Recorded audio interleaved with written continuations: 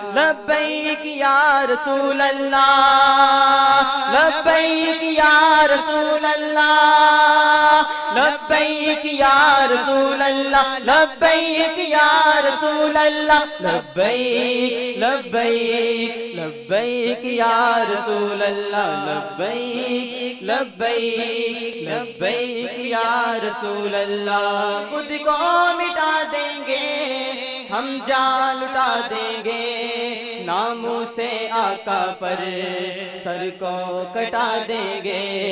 لبیک لبیک لبیک یا رسول اللہ، لبیک لبیک لبیک یا رسول اللہ۔ خود کو مٹا دیں گے ہم جان لٹا دیں گے، خود کو مٹا دیں گے ہم جان لٹا دیں گے، ناموں سے آقا پر سر کو کٹا دیں گے۔ لبیک لبیک لبیک یا رسول اللہ، لبیک لبیک لبیک یا رسول اللہ، لبیک لبیک لبیک یا رسول اللہ، لبیک لبیک لبیک یا رسول اللہ، لبیک لبیک لبیک یا رسول اللہ۔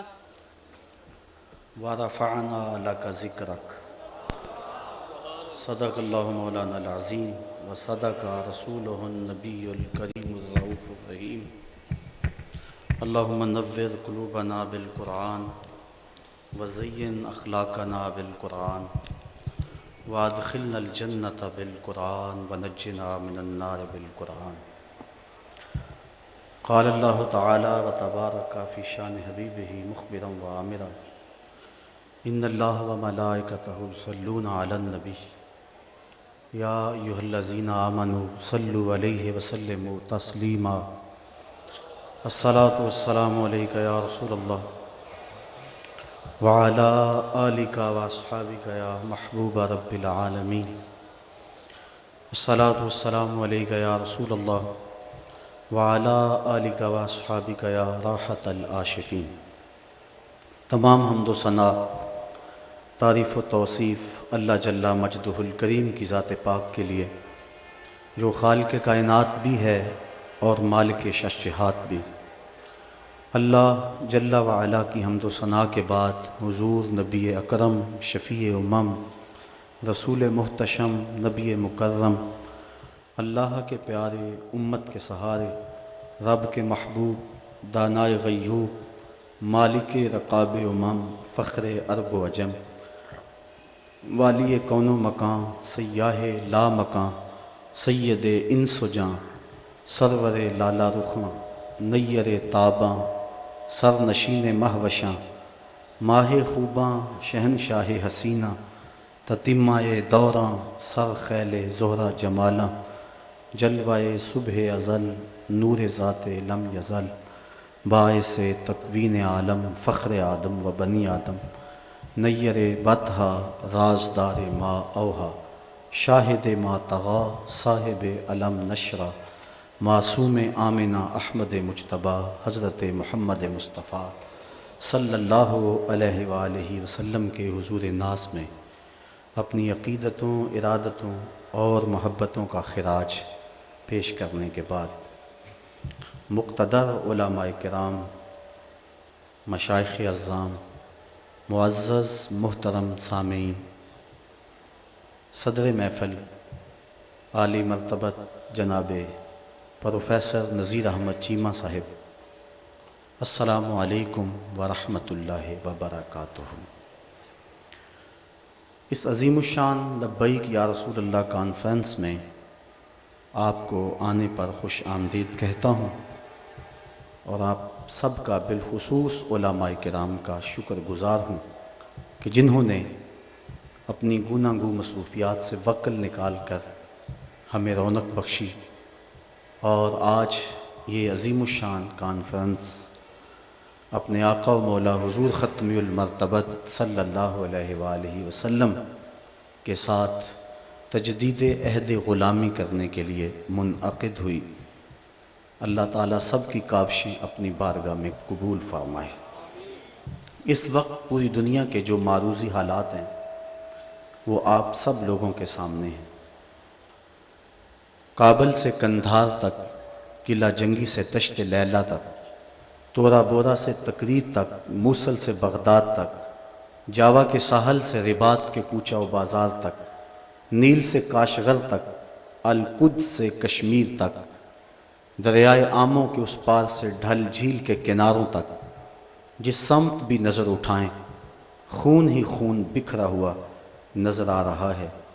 ہم نے لٹتے ہوئے بغداد کی کہانیاں بھی پڑھی، غرناطے کو ڈوبتا ہوا بھی دیکھا، اندلس کی سرزمین میں مسلمانوں کے قتل عام کے قصے بھی دیکھے، لیکن ان 2-3 عشروں میں جس انداز سے مسلمانوں کے ساتھ جبر و ظلم کی داستاں رقم کی جا رہی ہے، یہ ایک انوکھا، دل گداز اور روحوں کو چیرتا ہوا ایسا ماحول ہے کہ ہر دل دکھ سے بھرا ہوا ہے۔ کائنات کے ایک گوشے میں آگ سلگ رہی ہے۔ ہمارے ساتھ کیا ظلم نہیں ہوا اور کون سا دکھ ہم نے نہیں سہا۔ ہمارے سروں سے بال نوچے گئے اور ان زخموں میں تیزاب چھڑک کر ہمیں دھوپ میں تڑپنے کے لیے چھوڑا گیا۔ یہ کل کی کہانی ہے۔ ہماری شارگوں کو کاٹا گیا اور جب خون بہہ گیا تو شارگوں میں پٹرول بھرا گیا۔ ہمارے جسموں کو آگ دی گئی اور جب وہ لاشیں تڑپتے تھے، امریکی گنڈے کہے لگاتے تھے، کنٹینروں کے اندر جو شبرغان کی طرف جا رہے تھے اتنے لوگ بھر دیے گئے کہ جتنی ان میں گنجائش بھی نہیں تھی، اور جب وہ پیاس سے تڑپنے لگے تو ایک دوسرے کا پسینہ چاٹتے تھے، اور وہاں جا کر جب انہیں کھولا گیا تو دکھ بھری داستان سنانے کے لیے 2-3 کے علاوہ سب لوگ اپنے سروں پہ شہادت کا تاج رکھ چکے تھے۔ یہ کہانی بھی پرانی نہیں ہوئی کہ جب بغداد سے شعلے اٹھ رہے تھے، جب موصل کی گلیوں کے اندر ابلیس کا رقص تھا، جب اس قدر جنازے پڑے ہوئے تھے کہ کوئی دفن کرنے والا بھی نہیں تھا، اور قبرستانوں میں جب کوئی باقی جگہ نہ بچی تو لوگوں نے اپنے گھروں کے صحنوں میں قبریں کھودی۔ مجھے ام فاطمہ کی چیخیں آج تک یاد ہیں، جس کا سارا گھر اس کے سامنے لٹ گیا، جس کی آبرو پہ بھی حملے ہوئے۔ فلسطین کے اندر ابھی کل کی کہانی ہے کہ 100 بچوں کو ٹینکوں تلے رون دیا گیا۔ میں نے کعبۃ اللہ کی غربی دیوار کے ساتھ کچھ عورتوں کو لپٹ کے روتے ہوئے دیکھا۔ جب غور کیا تو وہ فلسطین کی خواتین تھی، اپنے رب کو اپنے دکھوں کی کہانی سنانے آئی تھی۔ ہمارے ساتھ بڑا کچھ ہوا، ہم نے بڑے دکھ سہے، ہمارے اوپر بڑے کچوکے لگے، ہم زخموں سے چور تھے، ہمارے کلیجے چیرے گئے۔ گوانٹا ناموبے کے جیل خانوں کے اندر 6x4 کے پنجروں میں ہمیں سردیوں میں برہنہ رکھا گیا۔